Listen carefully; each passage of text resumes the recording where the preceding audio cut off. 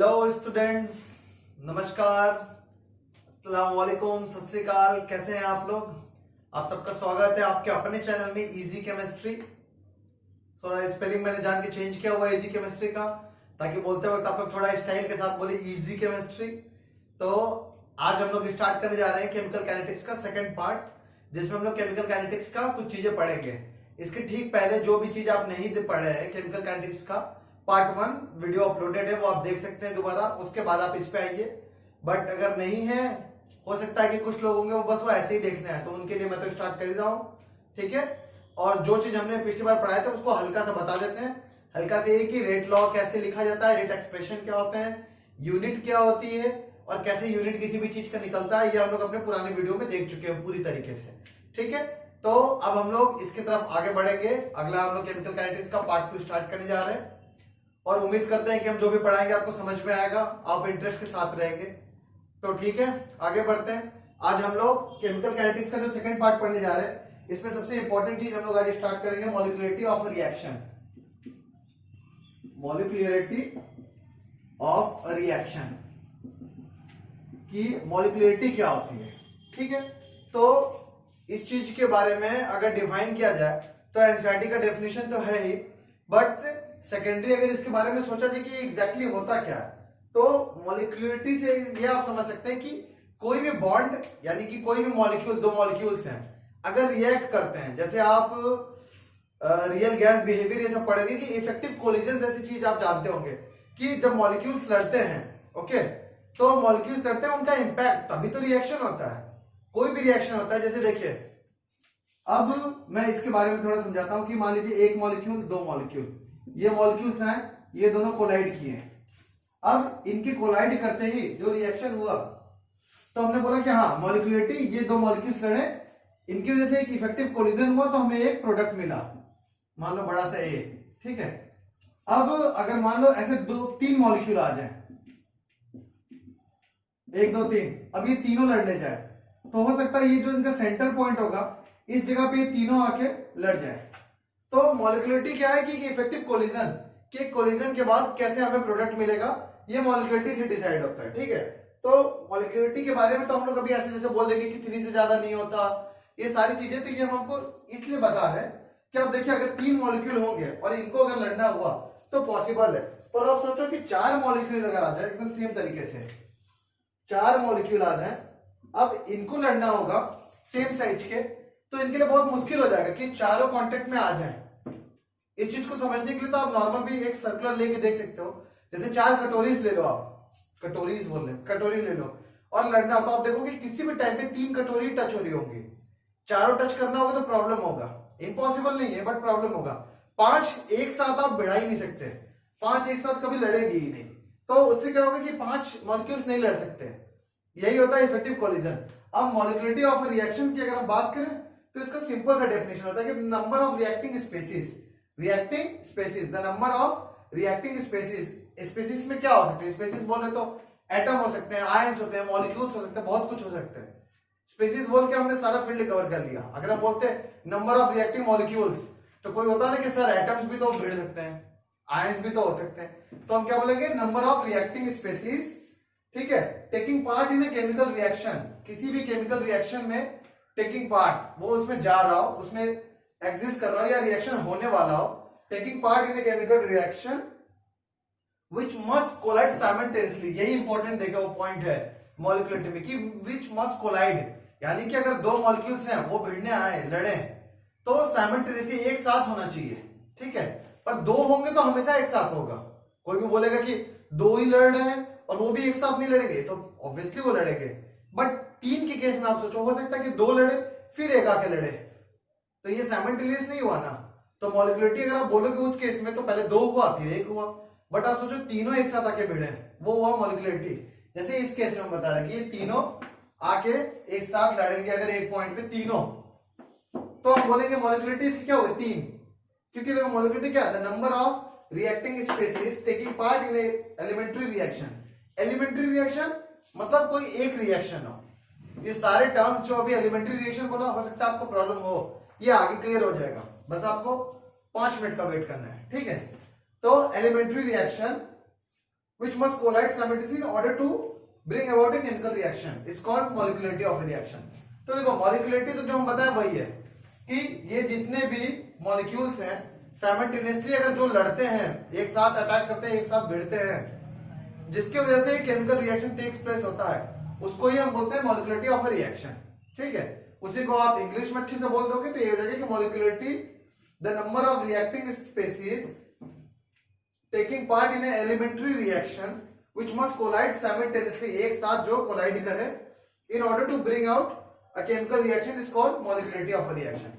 तो देखो मॉलिक्युलरिटी बहुत छोटी सी चीज है, जिसको ये जो तीन चीज बताएं इससे आप आराम से समझ सकते हो, बट ज्यादा अच्छे से समझने के लिए तो मॉलिक्युलरिटी भी हम लोग आगे डिस्कस करने जा रहे हैं। ठीक है, तो अभी जैसे एलिमेंट्री रिएक्शन बोले, अभी आप ये समझ चुके हो, तो हम लोग आगे बढ़ते हैं, देखते हैं। देखो अब मॉलिक्युलरिटी ऑफ रिएक्शन में हमने तीन बातें की ना, कि हो सकता है एक मॉलिक्यूल हो सकता है दो मॉलिक्यूल हो सकता है तीन मॉलिक्यूल हो, चार में थोड़ी फिजिबिलिटी कम हो जाती है, इस तरह की चीजें हैं ना, पांच हो, छह हो, बहुत मॉलिक्यूल्स हो सकते हैं। तो उसी को देखते हैं। तो सबसे पहला यूनिमॉलिक्यूलर देखने जा रहे हैं। ठीक है, यूनिमॉलिक्यूलर मॉलिक्यूल जब वो एक ही रिएक्टिंग स्पीसीज हो जो इन्वॉल्व होता है केमिकल रिएक्शन में, एक ही रिएक्टिंग स्पीसीज। जैसे एग्जांपल में आपका दिया अमोनियम नाइट्रेट का डिकम्पोजिशन।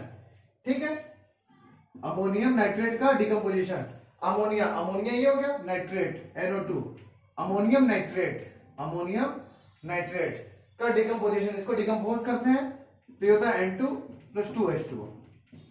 अब देखो इस केस में क्या होगा, अमोनियम नाइट्रेट ये एक ही मॉलिक्यूल है ना, इसके अगर लिखा भी नहीं है फिर भी हम इसको ऐसा अज्यूम करेंगे ना कि एक ही मॉलिक्यूल है। तो एक अमोनियम नाइट्रेट ब्रेक हो गया दो में, तो ऐसे रिएक्शन को हम क्या बोलते हैं, यूनिमॉलिक्यूलर। ठीक है, यूनिमॉलिक्यूलर रिएक्शन, कि हाँ ये यूनिमॉलिक्यूलर है। ठीक है, अब इसी में दूसरा अगर हम देखें तो दूसरा देखते हैं बायोमॉलिक्यूलर रिएक्शन। पहले ही लिख देते हैं बायोमॉलिक्यूलर रिएक्शन, कि बायोमॉलिक्यूलर रिएक्शन क्या होता है, जिसके अंदर कोई दो मोल लड़ रहे हो, यानी दो हो। जैसे कि आप ये देखो 2HI हाइड्रोजन आयोडाइड डिकम्पोज ये अगर होगा तो हाइड्रोजन + I2। तो देखो इस जगह पे ये बायोमॉलिक्यूलर हुआ, दो मोल लड़े। इसका क्या मतलब है, इसका ये मतलब कि अगर इस HI को देखें तो ऐसे दो HI आके ये दोनों एक दूसरे से भिड़े होंगे, ये अपने में जब ऐसे लड़े होंगे, इनका टेकिंग पार्ट जो साइमल्टेनियसली वाला मॉलिक्युलरिटी पढ़ो, तो इसमें दो मॉलिक्यूल्स यही हैं कि ये दो HI के मॉलिक्यूल्स अपने में जब कोलाइड किए होंगे, कोलाइड करने के बाद जो प्रोडक्ट बना तो इसको हम बोलेंगे बायोमॉलिक्यूलर रिएक्शन। तो बायोमॉलिक्यूलर ठीक है, बायोमॉलिक्यूलर समझ गए। जो चीजें मैं आपको भी समझा रहा था मॉलिक्युलरिटी में, वो देखिए एग्जांपल के साथ। ठीक है, अब उसके बाद बायोमॉलिक्यूलर हो गया, तो नेक्स्ट क्या आता है, ट्राइमॉलिक्यूलर। सबको ही लग गया होगा कि ट्राइमॉलिक्यूलर आएगा। ट्राइमॉलिक्यूलर का एक और नाम है, पता नहीं क्यों है बट है, टरमॉलिक्यूलर। ठीक है, टरमॉलिक्यूलर रिएक्शन। तो देखो अब ये क्या होता है, इसके लिए ऐसे दिखा दिया, जब नाइट्रस ऑक्साइड का ऑक्सीजन के साथ हम रिएक्शन कराते हैं तो हमारा क्या बन जाता है, NO2। ठीक है, अब देखो 2NO का रिएक्शन किया ऑक्सीजन के साथ, फॉर्मेशन हुआ 2NO2। यहां पे क्या हुआ, यहां पे दो मोल NO है, एक ऑक्सीजन। तो यहां पे एग्जैक्टली में हो क्या रहा होगा, देखो दो NO के आ रहे होंगे और O2, ये तीनों क्या कर रहे होंगे, एक साथ कोलाइड कर रहे होंगे, 2NO और एक O2, यही चीज यहां पे है ना। तो इसमें कितने, तीन मॉलिक्यूल इन्वॉल्व हुए, तो इसको हम बोल देंगे ट्राइमॉलिक्यूलर। ट्राइमॉलिक्यूलर को हम टरमॉलिक्यूलर भी बोलते हैं।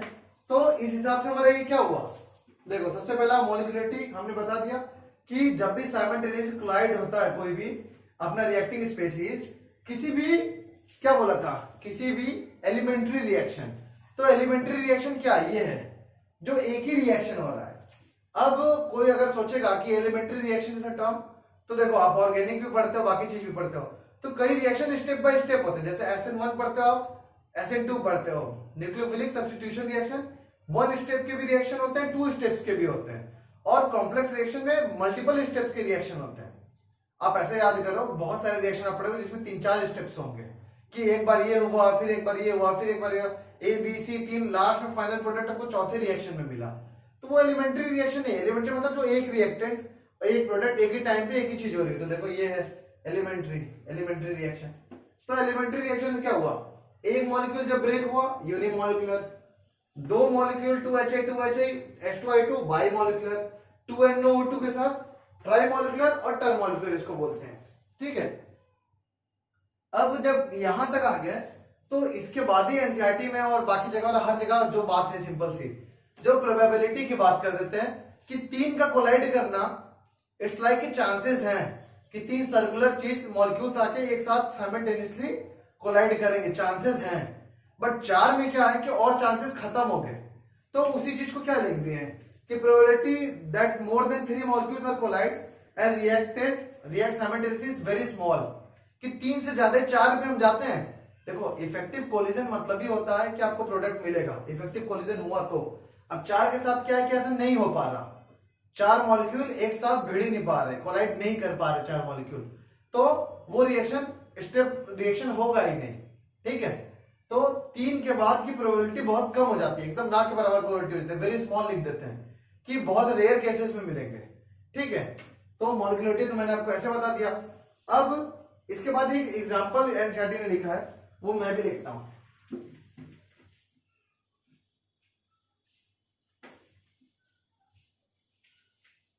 कि ऐसे तो मॉलिक्यूलरिटी हम लोग डिसाइड कर लिए, पर एक रिएक्शन ये देखो KClO3, ठीक है, plus 6FeSO4 plus 3H2SO4 which gives KCl plus 3Fe2SO4 thrice plus 3H2। Okay, ये रिएक्शन है। अब इसमें अगर हम मॉलिक्यूलरिटी देखें, जैसे हम देख रहे थे, तो देखो 6 यहां पे, 3 यहां पे, 1 यहां पे, तो इसमें मॉलिक्यूलरिटी क्या हो जाएगी, मॉलिक्यूलरिटी होगी 10। कि भाई साहब जब एक मॉलिक्यूल था आपने एक बोला, 2 मॉलिक्यूल्स लिया तो 2 मॉलिक्यूल्स भिड़ेंगे तो 2 हो गया, 3 हुए तो 3 हुआ, तो यहां पे मॉलिक्यूलरिटी 10 हो गई, क्योंकि 6 यहां पे FeSO4 हो गया, 3H2SO4 हो गया, और ये 6 3 9 1 10, तो मॉलिक्यूलरिटी होगी 10। अब 10 मॉलिक्यूल एक साथ लड़े और साइमल्टेनियसली सब एक दूसरे से अटैक करें, कोलाइड करें साइमल्टेनियसली, ये इम्पॉसिबल है। ठीक है, तो इसकी मॉलिक्यूलरिटी 10 तो नहीं होगी। इसी टाइम जब इसकी मॉलिक्यूलरिटी 10 नहीं होगी तो इसकी मॉलिक्यूलरिटी क्या होगी, ये क्वेश्चन तो सबसे पहले ये अराइज होगा ना कि 10 इसकी मॉलिक्यूलरिटी हो नहीं सकती तो होगी क्या। तो इसमें हम नेक्स्ट ये देखने जा रहे हैं कि जो भी मॉलिक्यूलरिटी होती है, अब ये रिएक्शन है, ये रिएक्शन आप इसी का मैकेनिज्म जब आप पढ़ोगे तो ये रिएक्शन सीधे नहीं होता है, ये कई स्टेप्स में होता है, जिसमें से एक टर्म याद कीजिए आप 12th में अपने दिमाग पे जोड़ दीजिए, जिसको कहते हैं रेट डिटरमाइनिंग स्टेप। कि कोई एक स्टेप होता है, कोई एक रिएक्शन का पार्ट होता है, सारे रिएक्शन को, किसी भी कॉम्प्लेक्स रिएक्शन को, यानी कि 10 स्टेप वाले रिएक्शन को हम 10 एलिमेंट्री रिएक्शन में तो कर ही सकते हैं ना, कि हर एक रिएक्शन एलिमेंट्री है, उसमें से कोई एक होता है जो सबसे स्लो होता है रिएक्शन, सबसे स्लो जो होता है उसको ही हम रेट डिटरमाइनिंग स्टेप कहते हैं। ठीक है, अब इस चीज को आपको समझना होगा, जो सबसे स्लो है उसी को हम रेट डिटरमाइनिंग स्टेप कैसे कर दें। तो आप ऐसे सोचो कि आप किसी रेस में पार्टिसिपेट करना चाहते हो, उसमें मान लो 10 लोग हैं और हर पोजीशन पे क्या है, आपको प्राइज मिलेगा। ठीक है, 10th को सिर्फ प्राइज नहीं मिलेगा, 10 लोग हैं, 10वें को नहीं मिलेगा, 9 लोगों को प्राइज मिलेगा। और आपसे कोई बोले कि आप वो रेस जीतोगे, इसकी प्रोबेबिलिटी क्या है, या कौन डिसाइड करेगा आप जीतोगे, तो उन 10 लोगों में इंक्लूडिंग यू जो सबसे स्लो, अगर आप नहीं हो तो अगर जो सबसे स्लो होगा वही तो डिसाइड करेगा कि आप जीत पाओगे कि नहीं। मान लो कि अगर जो सबसे स्लो है वो भी आपसे तेज भागता है, तो आप 10 लोगों में कैसे जीतोगे। बट अगर सबसे स्लो है, आपने उसको देख लिया कि सबसे स्लो है, आप उससे तेज हो, तो आप जीत जाओगे रेस। तो रेट डिटरमाइनिंग स्टेप, और ये जो एग्जांपल दिए हो सकता है कई लोगों के ऊपर से चला गया हो, तो इसको आप एनसीईआरटी में पढ़ सकते हो दोबारा, कि एक रिले रेस में जो सबसे स्लोएस्ट होता है, विन चांसेस वही डिसाइड करता है कि कौन जीतेगा कौन नहीं, जो सबसे स्लो होगा। तो रेट डिटरमाइनिंग स्टेप हमेशा सबसे स्लो रिएक्टेंट होता है। ठीक है, अब रेट डिटरमाइनिंग स्लोएस्ट स्टेप किसी भी रिएक्शन में होता है।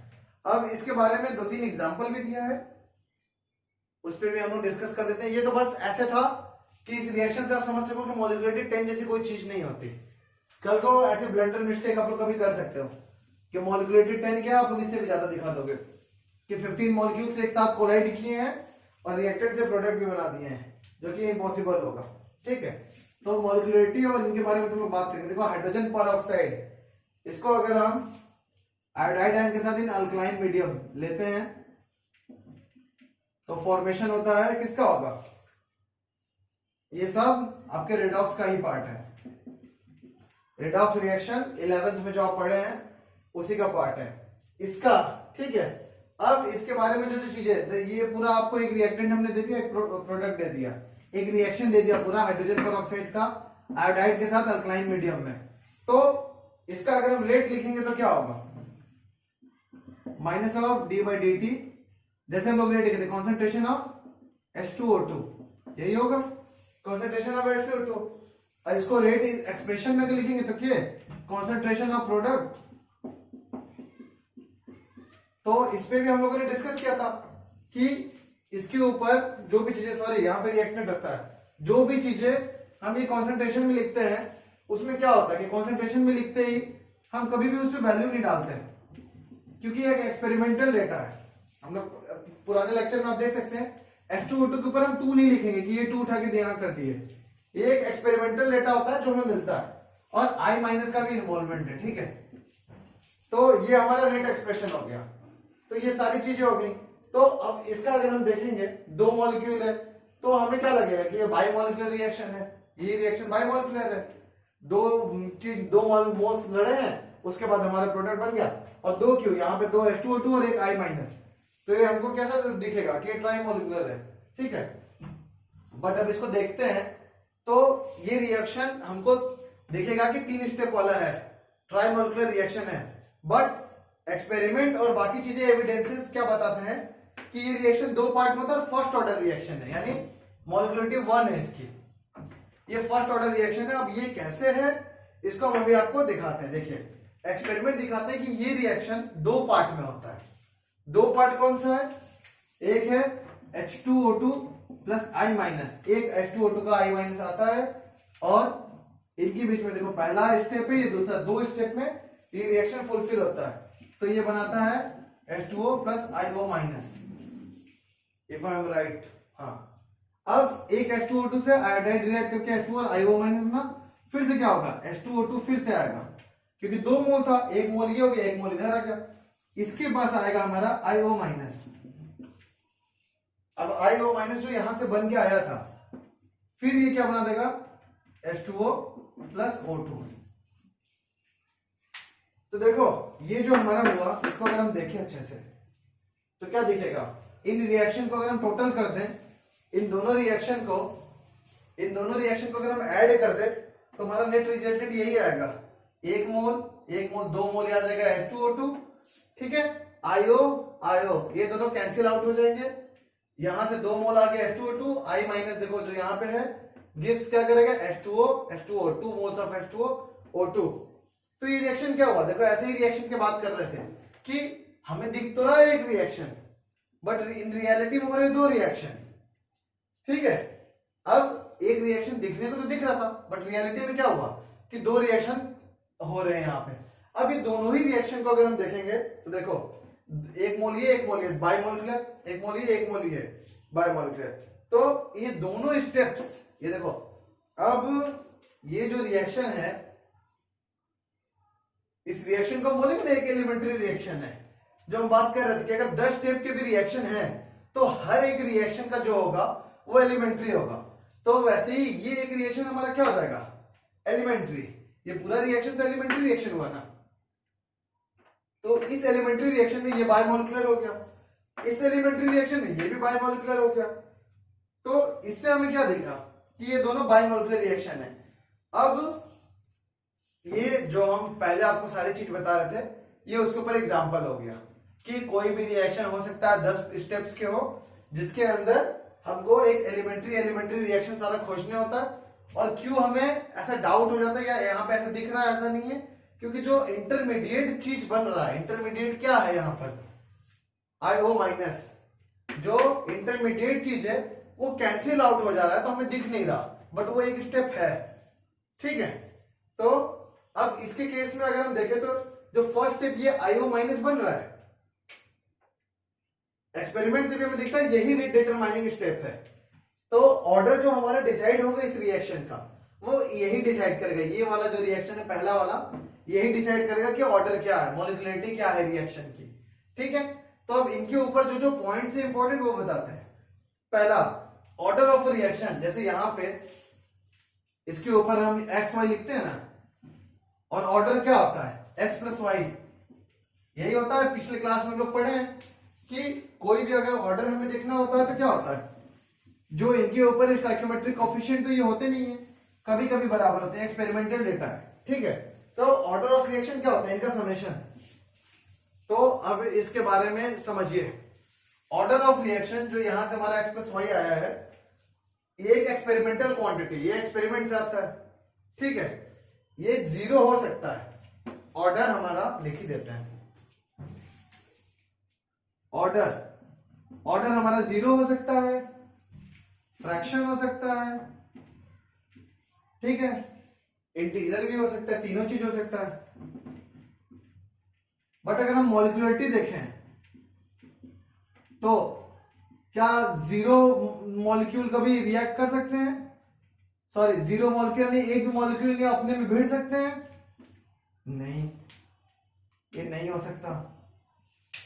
क्या मॉलिक्युलरिटी हमारी कभी फ्रैक्शन हो सकती है, फ्रैक्शन, ऐसे सोचो कि CO2 दो मॉलिक्यूल भिड़ने जा रहे हैं, फ्रैक्शन मतलब क्या हुआ कि अगर तुमने लिख दिया 2.5 तो 3 मॉलिक्यूल जब CO2 का रहोगे तो एक CO2 बोला नहीं नहीं हमारा सिर्फ ऑक्सीजन लड़ेगा, हम नहीं लड़ेंगे, तो ऐसा हो नहीं सकता। मॉलिक्युलरिटी मतलब ही है कि जो मॉलिक्यूल्स है वो पूरे कोलाइड कर रहे हैं, तो कोलाइड करेंगे तो फ्रैक्शन कभी नहीं हो सकता, मॉलिक्युलरिटी फ्रैक्शन भी नहीं हो सकता। इंटीजर हो सकता है, हाँ भाई 1 हो सकता है, 2 हो सकता है, 3 हो सकता है, 4 हो सकता है। अब कॉमन सेंस की बात है, अब इंटीजर में ये मत बोलना भैया नेगेटिव भी आप लीजिए, इधर लीजिए, ठीक है, नेगेटिव मॉलिक्यूल तो लड़ेंगे नहीं कि -2 मॉलिक्यूल लड़ गए, ठीक है। तो इंटीजर हो सकता है, इंटीजर हो सकता है, ठीक है। अब इसी के बारे में जो एसआईटी लिखा है थोड़ा वो भी पढ़ देते हैं, आपको काम आ जाएगा। और बहुत ज्यादा गर्मी लग रही, आई डोंट नो व्हाई। देखिए, order of reaction is experimental quantity, it can be 0 and even a fraction, but molecularity can not be 0 और नॉन इंटीजर यानी फ्रैक्शन वो भी नहीं हो सकता है, ठीक है। Order is applicable to elementary as well as complex. देखो, जब ये वाला डेटा हम लिखते हैं तो हमने कभी बोला ये गलत हो सकता है, नहीं, बट इसके ऊपर जो एक्स वाई की वैल्यू आती है ये हमारी एक्सपेरिमेंट से आती है। तो अगर हमने एक्सपेरिमेंट से कोई चीज निकाला है तो वो हम कॉम्प्लेक्स रिएक्शन के लिए भी कर सकते हैं, इंटरमीडिएट तो अपने आप कट जाएंगे ना। हम कॉम्प्लेक्स रिएक्शन मतलब जिसके अंदर 10 स्टेप हो उसके लिए भी सीधे लिख सकते हैं अगर एक्सपेरिमेंट से डेटा है तो, और एलिमेंट्री रिएक्शन के लिए पर मॉलिक्युलरिटी हम हमेशा एलिमेंट्री रिएक्शन के लिए लिखेंगे। तो क्या हो गया, देखो, order is applicable to elementary as well as complex reaction, where molecularity is applicable only for elementary reaction. किसी एक रिएक्शन के लिए, एलिमेंट्री रिएक्शन के लिए हम मॉलिक्युलरिटी लिख सकते हैं। For complex reaction molecularity has no meaning. Complex reaction जैसे अभी सबसे पहला वाला जो लिखे थे कि 10 मॉलिक्यूल है, उसकी मॉलिक्युलरिटी तुम लिख रहे हो तो गलत है ना। 10 मॉलिक्यूल एक साथ थोड़ी कोलाइड करेंगे, पॉसिबल ही नहीं है। 10 कटोरी लेके सिमिलर साइज की कटोरी लेके उनको लड़ा के देखना है एक साथ, इम्पॉसिबल है। 3 के बाद जैसे ही 4 जाओगे तो देखोगे वो नहीं लड़ रहे, ठीक है। कॉमन सेंस लगाना, ऐसा ना करना कि एक छोटा सा कटोरी ले लेना और 3 बड़े बड़े ले लेना, मतलब बीच में ये आ गया, चारों लड़ गए, नहीं, एक ही साइज के लगभग, ठीक है। अब कॉम्प्लेक्स रिएक्शन, जैसे ये कॉम्प्लेक्स रिएक्शन है, ऐसे जितने भी कॉम्प्लेक्स रिएक्शन होंगे, order is given by the slowest step. जो सबसे स्लोएस्ट स्टेप होता है उससे हमको ऑर्डर मिलते हैं, और molecularity is the slowest step as same as the order. देखो, अब कोई भी रिएक्शन है, हमने बोला ना जो सबसे स्लोएस्ट स्टेप होगा वही क्या होता है, ऑर्डर ऑफ रिएक्शन, वही डिसाइड करता है कि रिएक्शन किस ऑर्डर का क्या है। और वही मॉलिक्युलरिटी के केस में भी है कि उसमें भी वही डिसाइड करता है, ठीक है। तो इसके बाद एनसीईआरटी में आपको बड़े छोटे छोटे 2 क्वेश्चन मिलेंगे, उनको कर लीजिएगा। ऐसे क्वेश्चन है कि देखते ही आप सॉल्यूशन बता दोगे। सिंपल सी बात है, एक्स वाई की वैल्यू देके पूछ देगा ऑर्डर ऑफ रिएक्शन क्या है, उनको ऐड करो तुरंत आ जाएगा। और दूसरे में मॉलिक्यूलरिटी के ऊपर बात कर लेंगे। ठीक है, अब हम लोग थोड़ा अच्छे टॉपिक पर चलते हैं, जो कि मैथ्स वाले लोगों के लिए तो बड़ा इजी का खेल है, बड़े अच्छे से उनको समझ में भी आएगा और वो कर भी लेंगे। बायो वालों को थोड़ा प्रॉब्लम हो सकती है, तो बायो वाले लोग थोड़ा अच्छे से देखें। ठीक है, अब हम लोग जा रहे हैं integrated rate equation, integrated rate equations. ठीक है, मैथ्स वाले लोग तो इंटीग्रेटेड से समझ रहे हैं। देखो भाई, बायो वाले लोग सांप का साइन आ चुका है, एक अच्छा खासा सांप आ चुका है, आप डर के भाग सकते हो, बट कोशिश कर लेने की, इतना टफ नहीं है। और प्लीज बायोलॉजी वालों से हम रिक्वेस्ट कर रहे हैं, इस वाले इंटीग्रेशन को समझने की कोशिश करना। तुम लोगों के साथ ये तो सब कुछ रट लेते हो, पता नहीं क्यों। इसको समझो, इंटीग्रेशन देख कितना नहीं डरते हैं। आप फिजिक्स भी पढ़ते हो, आप केमिस्ट्री भी पढ़ते हो, और बायोलॉजी में पता नहीं कहीं इंटीग्रेशन यूज होता है कि नहीं पता हमें, बट हाँ फिजिक्स में आप बहुत अच्छे से यूज करते हो। ठीक है, फिजिक्स आधा इंटीग्रेशन ही है। ठीक है, और मैथ्स वाले लोग, अगर तुम इंटीग्रेशन देख के भाग रहे हो तो तुम बहुत ही गलत पढ़ रहे हो, तुम्हारे काम की चीज है ही नहीं ये। ठीक है, तुम छोड़ दो पढ़ाई लिखाई। अगर तुम मैथ्स के स्टूडेंट होके इंटीग्रेशन देख के भाग जाओगे कि ओ ये हम नहीं समझ पाएंगे, तो छोड़ दो पढ़ाई लिखाई। ठीक है, आगे बढ़ते हैं। तो इंटीग्रेटेड रेट इक्वेशन में पहला हमारा जो हेडिंग है वो है जीरो ऑर्डर रिएक्शन। और देख रहे हैं बहुत सिंपल है। ठीक है, ये भले ही जितना भी कॉम्प्लिकेटेड लगे, है बहुत सिंपल। हम लोग रेट एक्सप्रेशन हमेशा लिखते हैं, एक बहुत ही नॉर्मल सा लेते हैं, रिएक्टेंट से प्रोडक्ट। सिंपल, कोई भी चीज हमारा रिएक्टेंट से प्रोडक्ट बन रहा है, एक रिएक्शन ले लिया, तो अगर हम इसका रेट लिखेंगे तो इसका रेट क्या होगा? आपका क्या होता है, कोई चीज का भी रेट क्या होता है, रिएक्टेंट का कॉन्सेंट्रेशन, और वो घट रहा है, तो हम क्या करेंगे, minus d concentration of are upon t t. Time के साथ कॉन्सेंट्रेशन में जो भी डिक्रीज होता है रिएक्टेंट में, उसी को तो हम बोलते हैं रेट। और इसको हम के इंटू आर भी लिख सकते हैं, और ये एक्स, इसको एक्स लिखिए जो अच्छा लगे। ओके, एक्स ही लिखते हैं, इसको नेक्स्ट टाइम से चेंज करेंगे, अभी एक्स लिखते हैं। ठीक है, तो अब देखो रेट हमारा क्या हो जाएगा इस रिएक्टेंट के लिए, सॉरी इस रिएक्शन के लिए रेट क्या हो जाएगा, minus d concentration of R यानी reactant upon d t, which gives k equal to k into, sorry rate expression क्या की है, कॉन्सेंट्रेशन ऑफ आर के पावर एक्स। बट हमने इधर हेडिंग क्या डाल रखी है कि रिएक्शन हमारा कैसा है, जीरो ऑर्डर रिएक्शन है। अब जीरो ऑर्डर रिएक्शन है तो ऑब्वियसली एक्स की वैल्यू क्या होगी, जीरो। ऐसे ही हम फर्स्ट ऑर्डर रिएक्शन करेंगे तो एक्स की वैल्यू हो जाएगी 1, सेकंड ऑर्डर पे 2, तो इस जगह पे हमारा क्या आ जाएगा, 0। तो इसको उठा के अब देखते हैं, देखो minus d concentration of d R by d t equals to k R पे 0। ठीक है, अब बायोलॉजी वाले समझे, मैथ्स वालों को पता होगा, और ऐसा नहीं है कि मैं टॉन्ट मार रहा हूं, बायोलॉजी वालों को भी पता होना चाहिए इतनी सी चीज कि किसी भी चीज के ऊपर अगर पावर में 0 लग जाता है तो वो 1 हो जाता है।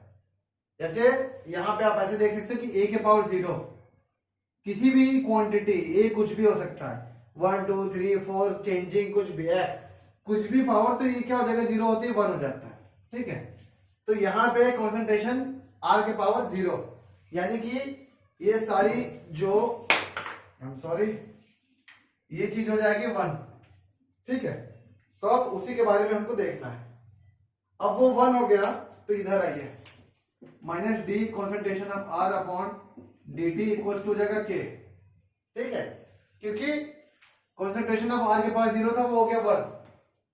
अब इसको हम जा रहे हैं इंटीग्रेट करने, तो सबसे पहला स्टेप क्या करेंगे, इंटीग्रेशन का सबसे पहला चीज इस डी टी को इधर भेज देंगे। अब डी टी को इधर भेजेंगे तो क्या होगा, minus d concentration of r equals to k into d t.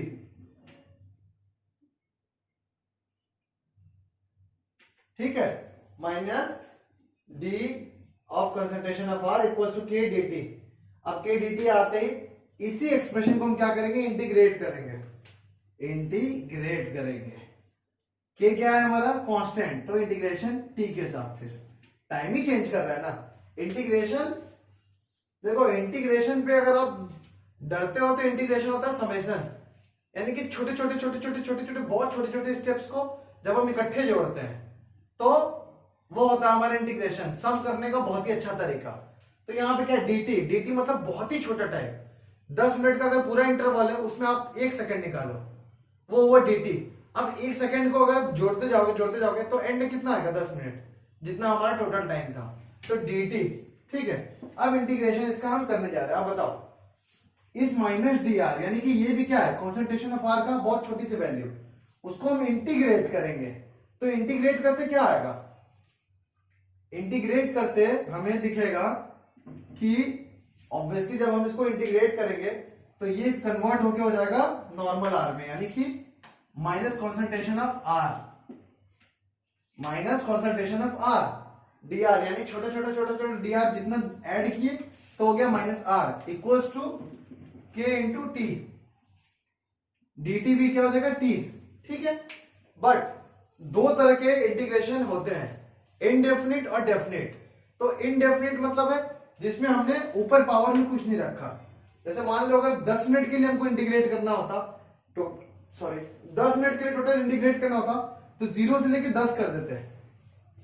अब हम लोग डिटेल में नहीं जा रहे, इसमें कुछ जज कर लेगा कि 10 मिनट को हम सेकंड में चेंज करेंगे, फिर उसके बाद मतलब कहने का समझो, भावनाओं को समझो, भावनाओं को समझो।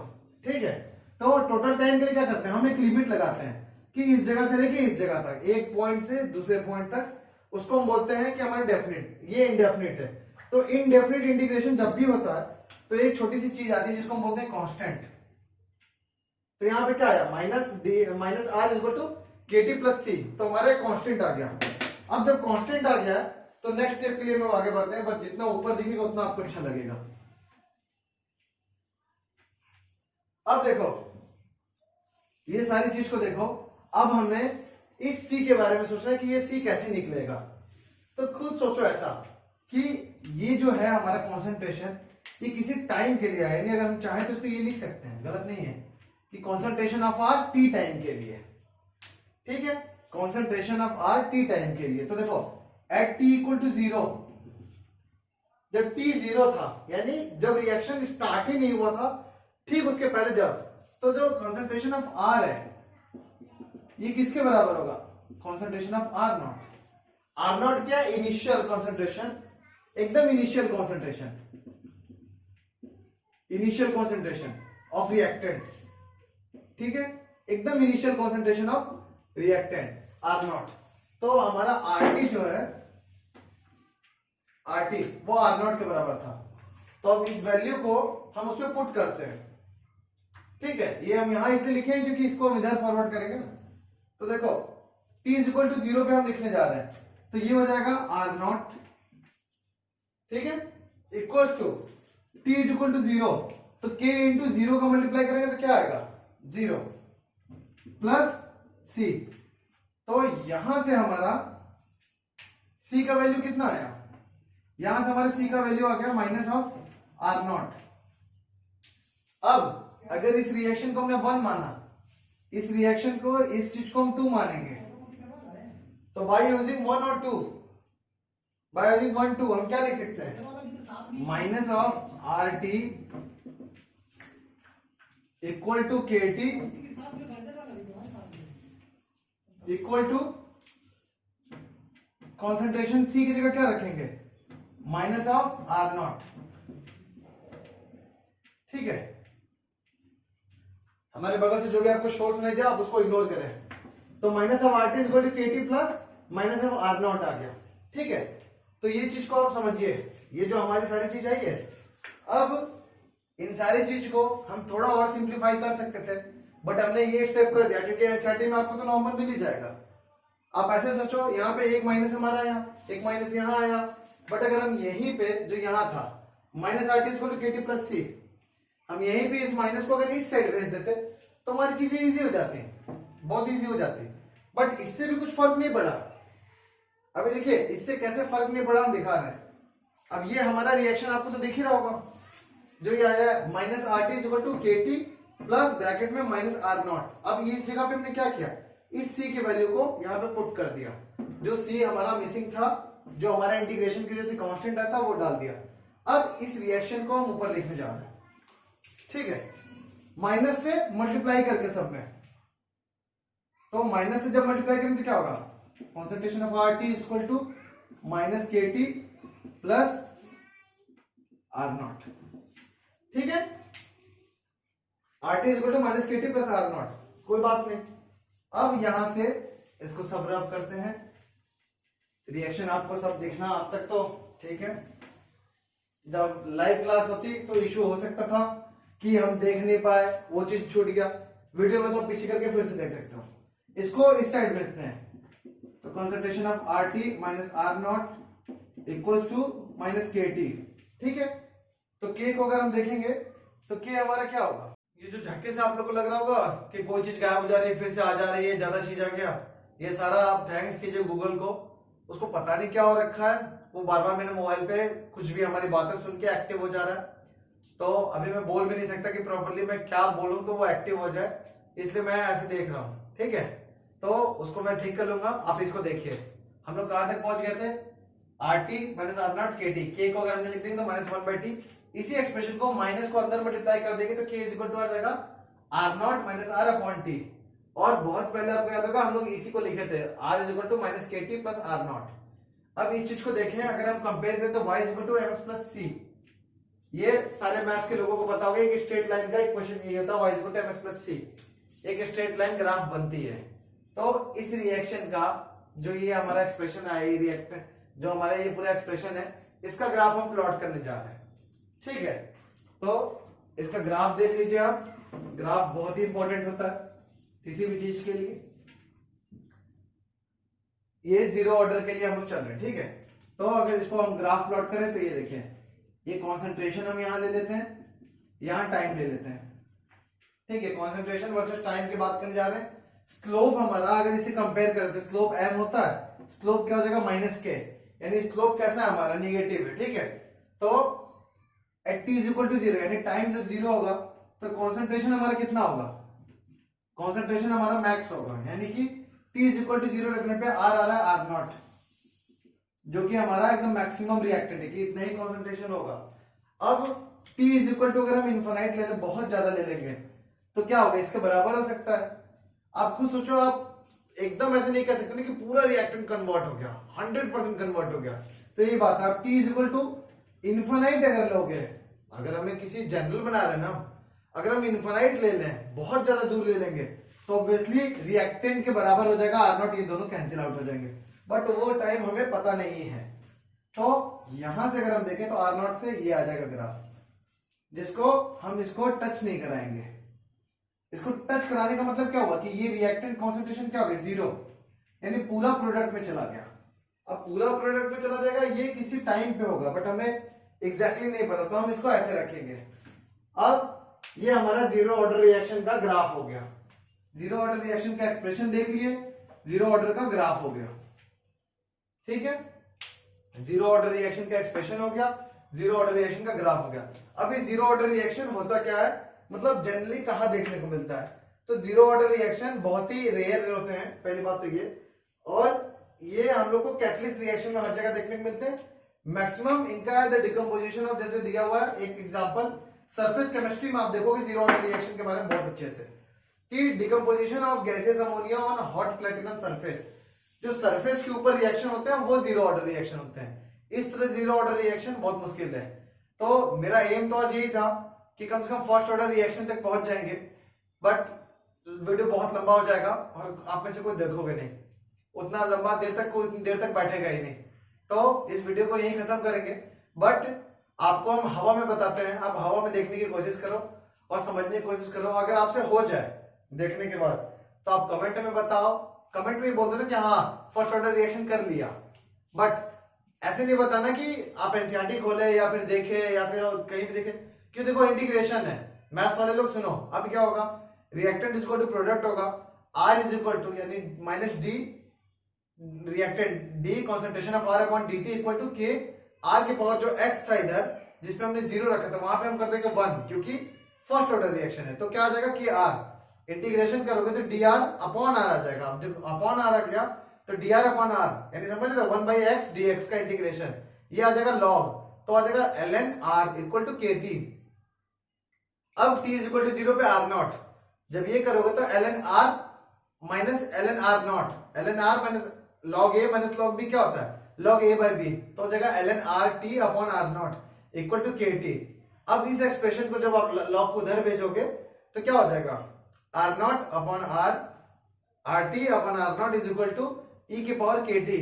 तो लास्ट में अगर उसको देखेंगे तो वो हमारा कन्वर्ट होके क्या आ जाएगा r is equal to r0 e के पावर kt।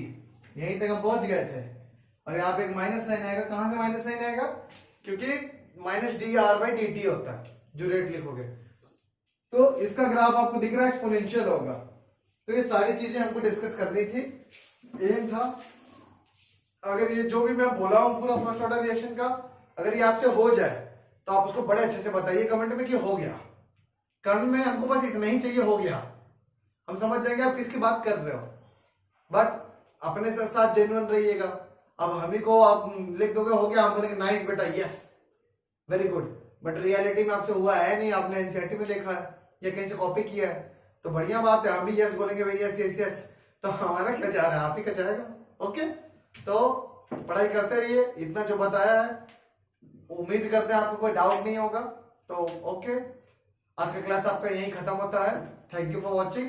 चैनल सब्सक्राइब कीजिए, लाइक कीजिए, कमेंट कीजिए, और फिर जैसा हमारा अपना एक तरीका है जो अच्छा लगे वो कीजिए। Okay, thank you.